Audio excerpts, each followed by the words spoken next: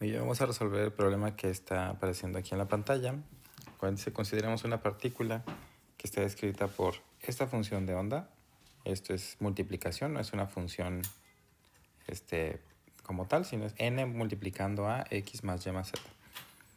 Y a este sistema se le miden los valores de L cuadrada y Lz. Entonces se nos solicita encontrar las probabilidades de que una medición de como resultados los que aparecen aquí. Que L cuadrada sea 2h barra cuadrada en todos los casos y Lz de como resultado 0, h barra y menos h barra.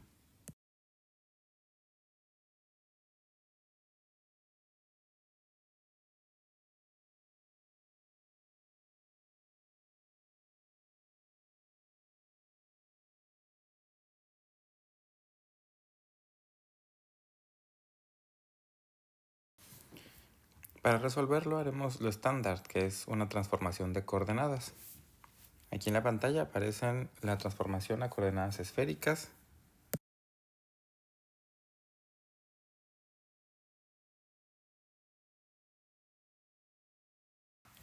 Y ya con esta transformación de coordenadas, entonces, podemos ver aquí que se reescribe la función de onda como se muestran. Teníamos n multiplicando a x más y más z, ahora en esféricas. Notamos que en todos los casos aparece r, así que esta r la vamos a factorizar y la escribimos por lo tanto al frente. De esta forma la función de onda nos queda como se está escribiendo ahora en la pantalla, que sería en donde podemos separar la parte radial y la parte angular.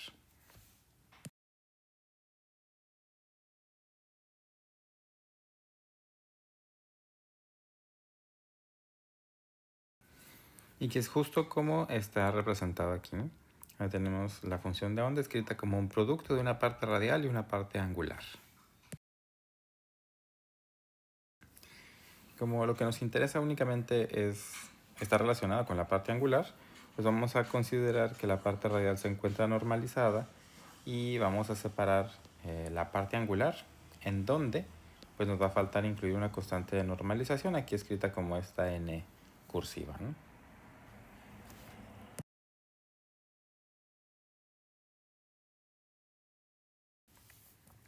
Notemos entonces que podemos escribir la relación para los armónicos esféricos que corresponden con lo que nos está solicitando el problema.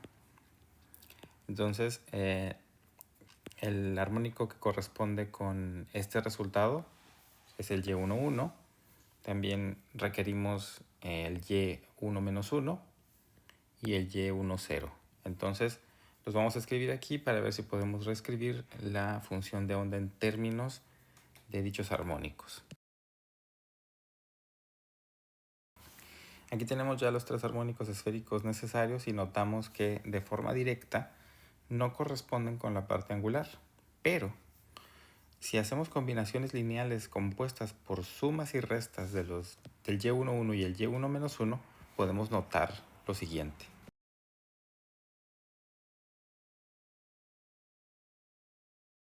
En donde es claro que aquí vamos a poder utilizar la identidad de Euler para reescribir las exponenciales y con esto simplificar la expresión.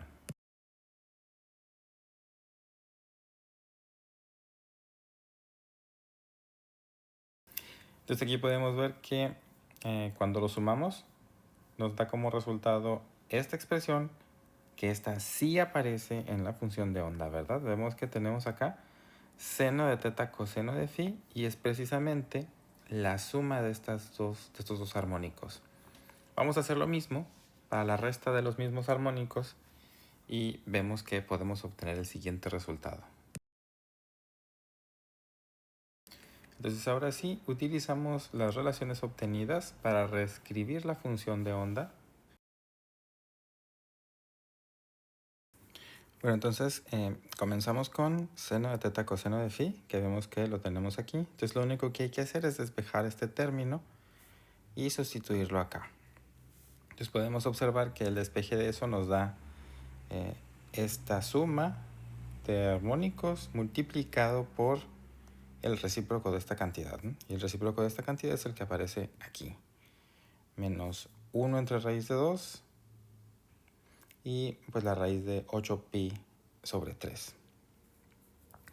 Lo mismo para el término seno teta seno phi. Vemos que es el término que aparece aquí del lado derecho. Entonces igual, ¿no? Despejamos aquí seno teta seno phi, que nos va a quedar entonces en términos de la resta de estos armónicos multiplicado por el recíproco de esta cantidad, que es justamente lo que aparece aquí.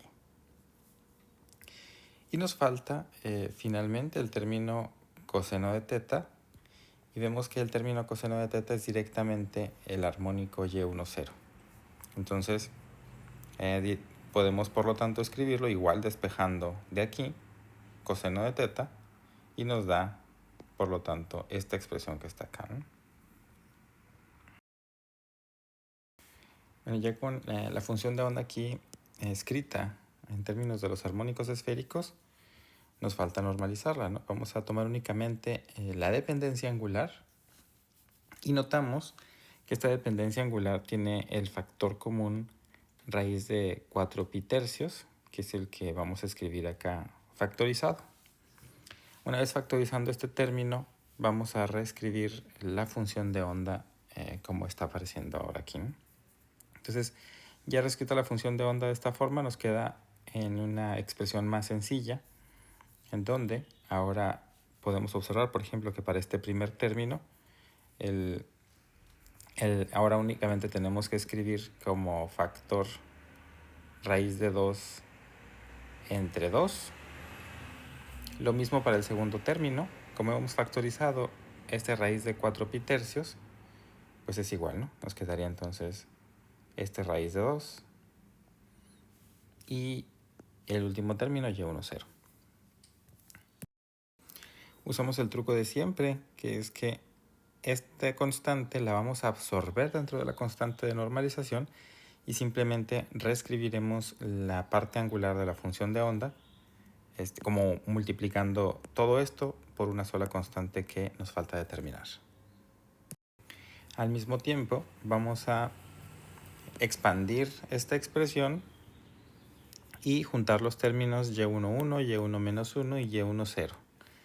De tal modo que podemos ver que y11 pues está multiplicando a menos 1 sobre la raíz de 2, que es este término, y el término y entre raíz de 2, que sería el que corresponde con este. Lo mismo hacemos para y1 menos 1, que vemos que por acá multiplica a menos 1 entre raíz de 2. Y pues con este menos de acá afuera, ¿verdad? Podemos escribir 1 entre raíz de 2 aquí dentro. Y finalmente el término que corresponde con el y1 menos 1 que está por acá, lo podemos escribir entonces como menos por menos es más. 1 entre 2 sí, pero si subimos la i nos queda menos y lo podemos escribir por lo tanto i entre raíz de 2. Y ese término pues lo dejamos como está. Lo que sigue es simplemente vamos a factorizar el término 1 entre raíz de 2 que aparece en la mayoría de las expresiones para tratar de escribir esto de una manera más sencilla. Y pues también recordar, ¿verdad?, que cada una de estas eigenfunciones YLM se encuentran normalizadas. Y nosotros podemos retomar la expresión que tenemos aquí para la parte angular y hacer explícita la combinación lineal compuesta por los YLM en términos de estos coeficientes. En donde, como recordaremos, estos coeficientes CLM se obtienen simplemente de hacer la proyección de la función de onda correspondiente en la eigenfunción YLM, que es lo que vamos a retomar aquí. Recordemos que esto lo podemos hacer introduciendo una relación de completez conveniente. En este caso, que estamos trabajando en coordenadas esféricas, introducimos la relación de completez correspondiente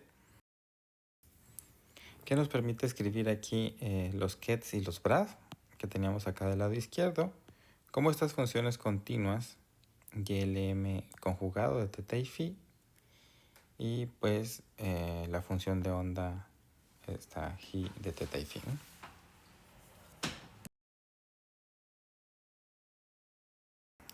Recordemos que las eigenfunciones están normalizadas, por lo cual podemos retomar aquí la relación de normalización para las YLM, que sería la YLM y la YL'M'. Sabemos que deben observar estas deltas de Kronecker, ¿no? Entonces con esto el cálculo es completamente directo e implica que la normalización de la parte angular de la función de onda nosotros la podemos simplemente expresar en términos de los coeficientes de expansión, como aquí, ¿no?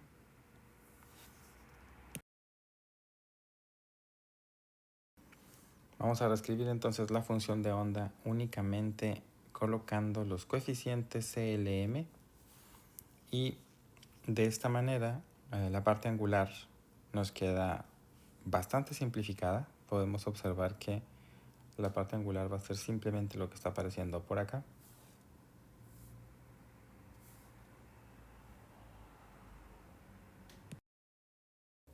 Aquí un poco por claridad notemos que los coeficientes estos C11, C1-1 y C10 van a estar determinados por la función de onda que tenemos nosotros por acá para la parte angular. Es decir que el C11, si nosotros lo escribimos de manera explícita, el C11 tendría que ser la constante de normalización n multiplicando a menos 1 más i entre la raíz de 2. Para el C1 menos 1 lo podemos hacer de manera equivalente, ¿verdad? Esto tendría que ser la constante multiplicando a menos 1 más i entre la raíz de 2. Y el C10 sería simplemente la constante de normalización n, ¿no? Poniendo todo junto, pues quiere decir que el producto interno de la parte angular consigo misma debe ser igual a 1, ¿no? Que es la relación de normalización. Lo cual podemos escribir de manera explícita en términos de esta expresión, en donde ahora vamos a sustituir simplemente la función compleja conjugada, que sería la que está apareciendo por aquí.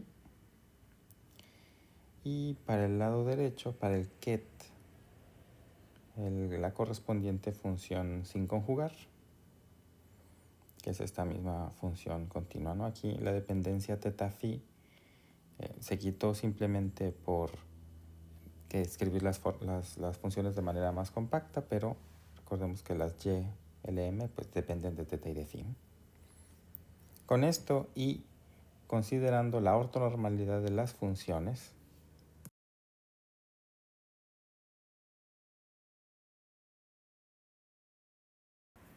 eso se reduce a lo que ya habíamos determinado, que es que la suma de los módulos cuadrados de los coeficientes de expansión debe ser igual a 1.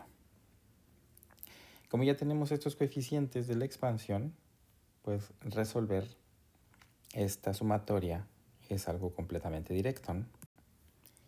Y de aquí podemos notar entonces que al realizar esta sumatoria, escribimos directamente el módulo cuadrado de C11. El módulo cuadrado de C11 nos queda ahí, pues el módulo cuadrado de n y luego raíz de 2 entre raíz de 2. Para el módulo cuadrado del C1 menos 1 nos queda lo mismo. Y el módulo cuadrado de C10 pues es simplemente el módulo cuadrado de n. Todo esto podemos observar que se simplifica de manera muy sencilla porque esto nos da 1 más 1 más 1, que es 3. Y finalmente la constante de normalización es 1 entre raíz de 3.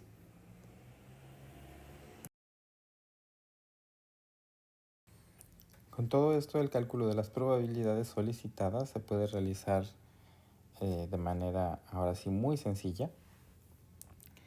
Que si hacemos nosotros el cálculo de la probabilidad de que una medición nos resulte en L cuadrada como 2h barra cuadrada y LZ igual a 0,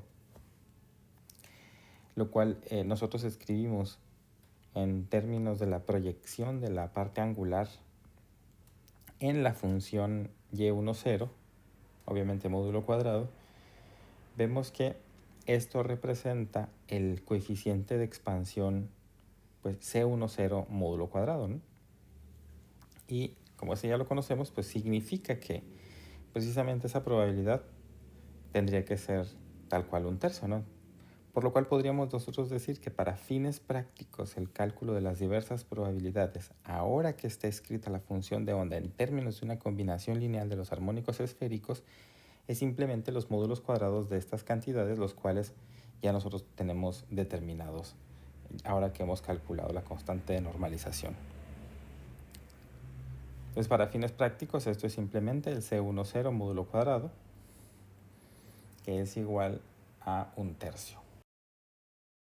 Con lo que el cálculo de las otras probabilidades sería de manera análoga y podemos entonces calcular las probabilidades de que L cuadrada sea 2h barra cuadrada y LZ sea más o menos h barra, utilizando simplemente los coeficientes de expansión correspondientes. Lo que ya aparece aquí, y podemos entonces notar que las tres probabilidades solicitadas son iguales a 1/3. Algo que no solicitó el problema, pero que podemos notar acá, es que todas las eigenfunciones dan como resultado más bien una medición en L cuadrada de 2h barra cuadrada, lo que quiere decir que si se nos solicitara calcular cuál es la probabilidad de que una medición arroje en L cuadrada 2h barra cuadrada, eso da una probabilidad de 1, ¿no? Porque todas las eigenfunciones YLM tienen L cuadrada igual a 2h barra cuadrada. Y con esto hemos terminado entonces la solución de este problema.